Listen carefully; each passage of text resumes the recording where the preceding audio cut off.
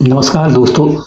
आज हम एक बड़ी आम सी समस्याओं पर बात करेंगे जो हम लोग रोज सोचते रहते हैं। बच्चे हों बूढ़े हों जितने भी आज के समाज में आप देखेंगे लोग बड़े एक मानसिक रूप से कमजोर हो गए हैं।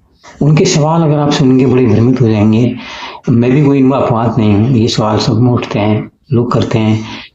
कहीं मुझे कैंसर तो नहीं हो गया, कहीं मैं फेल तो नहीं हो जाऊंगा, मेरी शादी होगी कि नहीं होगी, कहीं मुझे छोड़ के तो नहीं चला जाएगा, मेरी नौकरी छूट जाएगी तो मैं क्या करूंगा।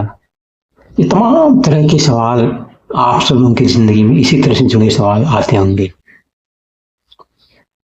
इसका कारण क्या है? हम लोग इतने कमजोर क्यों हो गए हैं? जबकि अगर ठीक आज से अगर आप 50 साल पहले देखोगे या और भी पुराने जाओगे, जब तरक्की तो कम थी, मतलब हमारे पास टूल कम थे। जब हमारे पास टूल कम थे तो हम नेचर के साथ जुड़े रहते थे। हम नेचर से अपने आप को कनेक्ट करते थे, नेचर को ऑब्जर्व करते थे। आप जब पुराने जितने भी रचनाकार हैं, जो लेखक हैं, कवि हैं, मध्यकालीन भी रचना, आप भक्तिकालीन में देखो, उनकी रचनाओं में कहीं पर आप बीमारी का जिक्र या कहीं कुछ ऐसा नहीं देखोगे। जितना देखोगे उन्होंने अवलोकन किया है, उन्होंने एक एक छोटी चींटी सकते उनने प्रेरणा ली है। लेकिन आज क्या है, हम लोग तकनीकी रूप से काफी सक्षम हो गए हैं। हम लोग चंद घंटों में हजारों किलोमीटर की दूरी तय कर सकते हैं। वो उन्नति हम लोगों ने जरूर की है, लेकिन बिल्कुल उसका उल्टा हमारे दिमाग के साथ हुआ है। जितने हम लोग ने तरक्की की है, हम लोग दिमागी रूप से उतने ही कमजोर होते चले गए हैं। हम लोगों ने, अब तो मैं देख रहा हूँ पढ़ने की आदत लोगों की छूट रही है, और राइटर अब गिने चुने आ रहे हैं, लिखने की आदत कम हो गई है।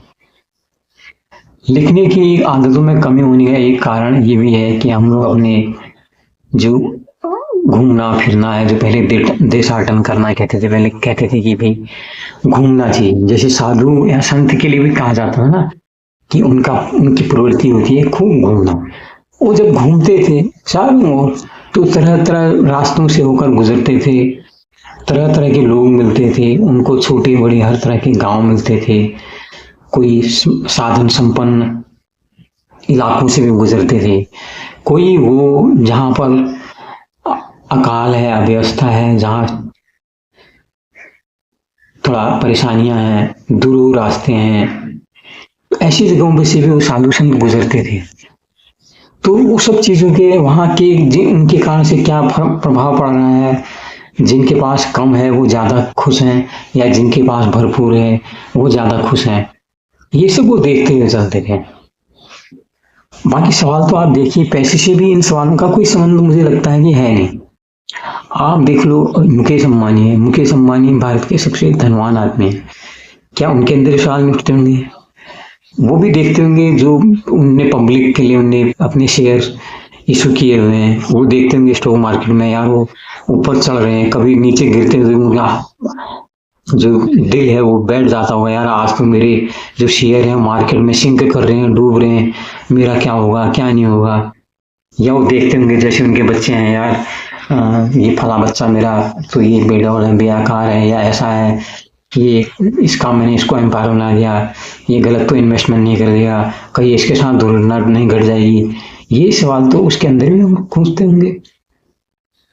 तो क्योंकि उन लोगों के पास भी ऑब्जर्वेशन का टाइम नहीं है, उनके पास इतना अकूत पैसा है कि वो देखो अभी उन्होंने शादियां की, तो शादी का जो प्रोग्राम किया महीनों महीनों चलता रहा, वो उसी में बिल्कुल सिर्फ मतलब भोगवान जो है ना, भोगने की जो इच्छा है उसमें लगे रहे। उनने हजारों हजारों करोड़ उसमें खर्च कर दिया।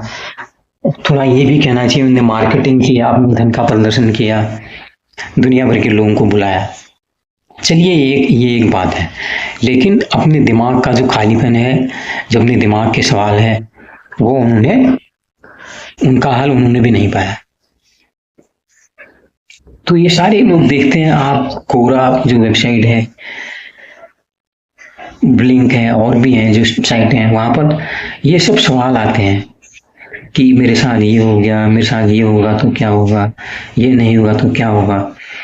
जैसे आध्यात्म भी कहते हैं कि अपने को देखो, देह की चिंता मत करो, अनुशासित होकर जियो, ढंग से रहो। हम लोग क्या है, आज के लोग, हम लोग देह पुष्ट करने में ही देखते हैं कि बलशाली बने, महंगे से महंगे सौंदर्य प्रसाधन का हम लोग इस्तेमाल करते हैं। हम देखते हैं तरह तरह के परफ्यूम लोग लगा के आते हैं, छोटी छोटी उम्र में वो सब लगाते हैं, क्योंकि यहाँ पर देह को प्रधान दिया है।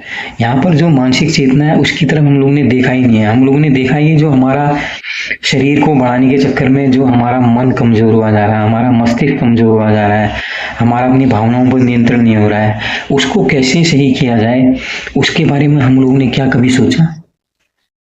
क्या आपने भी सोचा? आदमी थोड़ा बीमार होता है, डॉक्टर के पास जाता है, डॉक्टर दवाई देता है, जब ठीक हो जाता है पहले तो कहता है, जब डॉक्टर मैं ये नहीं खाऊंगा, मैं वो नहीं खाऊंगा। आपने कई डायबिटीज के मरीज में देखेंगे, अरे कोई नहीं यार, मैं अगर एक जलेबी खा लूंगा तो क्या होगा। तो ये अनुशासन हमारी जिंदगी में नहीं होता है। जब तक ये अनुशासन नहीं होगा तो ये जो बीमारियां हैं, कैंसर हो, कुछ भी हो, ये होंगी, होती जा रही है, बढ़ती जा रही है। आप देखो पहले ये कम थी, अब जैसे जैसे हमारे जीवन स्तर में सुधार हो रहा है, हम लोग एक तो हम लोग शाकाहार से मांसाहार पे चले जाते हैं। अब भारत में भी 60% के से भी ज्यादा मांसाहारी लोग इसमें हैं। बड़ा खाने में हम लोग रुचि लेके इसको खाते हैं, लेकिन उस मांस को पकाने के लिए, स्वादिष्ट बनाने के लिए क्या क्या केमिकल उसमें मिलाए जा रहे हैं, और वो जो जानवर है जिन तरीकों से वो पैदा किया जा रहा है, उसकी ब्रीडिंग की जा रही है, वो तो पूरा कैंसर के कारणों में या बीमारियों के कारणों में एक बहुत बड़ा माध्यम है। वो हमको पता नहीं होता है। हम लोग सिर्फ जीभ लिहवा के लालच के कारण, जीभ के लालच के कारण, स्वाद के कारण हम लोग एक KFC को भारत में आने की जरूरत क्या थी? क्या केंटकी फ्राइड चिकन के लिए यहाँ पर जगह होनी चाहिए थी? नहीं होनी चाहिए थी। यहाँ पर तो हर्बल टी और ये सब जड़ी बूटियां से हमारा देश जाना जाता था। च्यवन ऋषि हैं और भी बहुत सारे ऋषि हैं, उन्होंने हमको आयुर्वेद दिया इसी प्रकृति से लेकर, इस प्रकृति को ऑब्जर्व करके, जानवरों को देख के कि क्या कौन जानवर अपनी सफलता के लिए क्या खाता है, कौन जानवर अपनी बुद्धि प्रखर करने के लिए क्या खाता है, जब बीमार होता है तो क्या खाता है।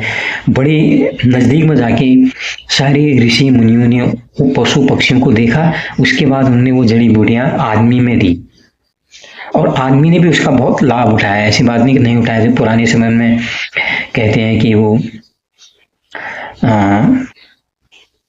अपाला, लोपामुद्रा, शायद वो कुरूप थी, उनको कुष्ठ रोग था, तो कहते हैं वो अश्विनी कुमारों ने उनको कुछ उपचार दिया, जिससे जो है वो अपने सौंदर्य रूप में आ गई। न सिर्फ सौंदर्य अपना उसने वो किया, बल्कि वो बहुत जवान दिखने लगी। ऐसा हमारे शास्त्र में वर्णित है। तो प्रकृति के अगर हम खिलाफ जाएंगे, पहले तो हम क्या कर रहे हैं, हम प्रकृति के खिलाफ जा रहे हैं। प्रकृति के अगर हम खिलाफ जाएंगे तो हमारे शरीर में व्याधि होने की संभावना बढ़ेगी। पहली गलती तो हम यही कह रहे हैं। दूसरा हम क्या कह रहे हैं, हम एलोपैथी के उपचारों में जा रहे हैं, हम सर्जरी करा रहे हैं। हमारे उपचार भी बड़े खतरनाक टाइप के, हमारे जो दवाइयां हैं वो सब जानवरों की हड्डियों से, जानवरों के मांस से, केमिकलों से बनाई जा रही हैं। तो वो दवाइयां भी हमारी अगर एक बीमारी को ठीक कर रही हैं तो दूसरी बीमारी के वो जन्म का कारण भी बन रही है। तो हमारी बीमारी जो है प्रकृति से हटने के कारण हुई है। और मजे की बात है, हमारी बीमारी का समाधान भी प्रकृति में है। बीमार हो गए फिर भी हमारा समाधान प्रकृति में है, वो हमको नहीं पता है। लेकिन हम लोग जब ये जड़ी बूटी, hi I am the smart, I am the modern person, I don't believe in all this thing, तरह तरह के स्टेटमेंट कहके हम सब लोग बातों को टालते हैं।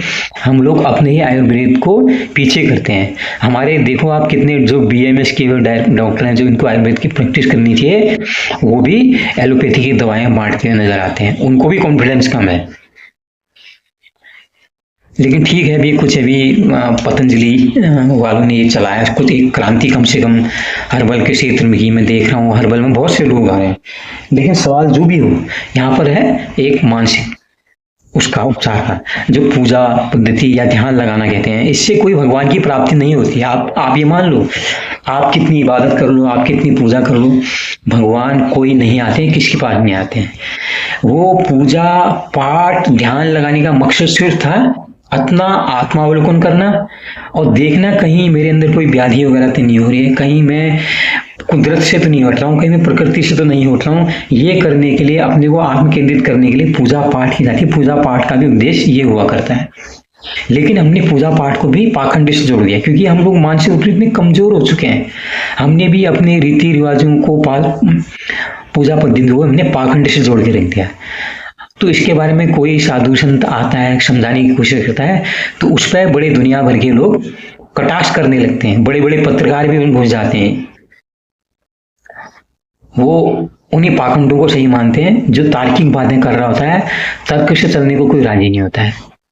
तो इस चीज पे हमें गौर करना होगा। हमें जो आध्यात्मिकता की दौड़ में ना, ये शरीर को लेके हमको बहुत ज्यादा चिंतित होने की जरूरत नहीं है। शरीर को उतना ही दो जितना शरीर की जरूरत है। शरीर में अगर हम एक्स्ट्रा भरेंगे, शरीर का हम एक्स्ट्रा देख रेख करेंगे, ज्यादा सौंदर्य बनाने के चक्कर होंगे, तो हम बीमार निश्चित रूप में पड़ेंगे। तो हमको बनाना है अपने मन को मजबूत। मन को अगर हम मजबूत करेंगे तो ना हमारे पास इस टाइप के जो सवाल हमने किए थे, ये सवाल उठेंगे और कभी भी हम परेशान नहीं होंगे। आप भी क्या सोचते हैं इस बारे में? क्या ये बातें सही हैं या कुछ और है? आप जरूर अवगत कराइए। सुनने के लिए, जुड़ने के लिए धन्यवाद। नमस्कार।